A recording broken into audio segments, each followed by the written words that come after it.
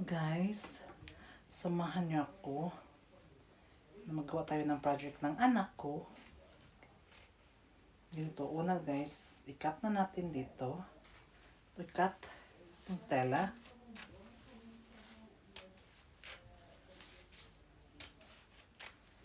Cut natin. Tapos, cut ulit natin to ganito. Ganito siya.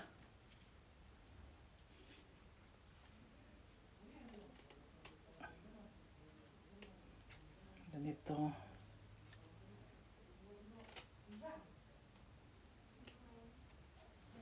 Tapos guys, meron akong nagawa nito.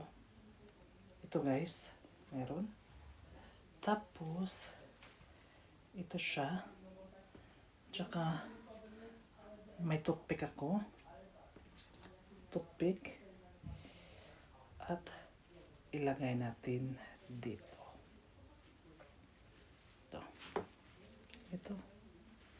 Lagay natin. Tapos i-push. Ganyan. Push natin para maging ganito. Tingnan mo guys. Tingnan mo. Tingnan nyo. Tapos dito ulit. Sa project ng anak ko. Ganito. I-push natin. Gawan lang natin ng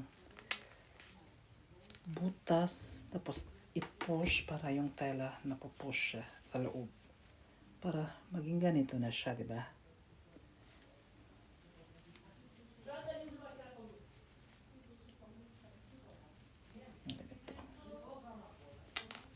Ito.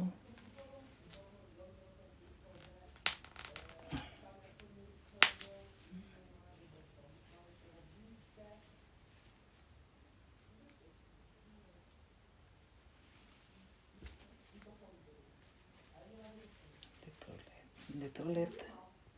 Dito ulit.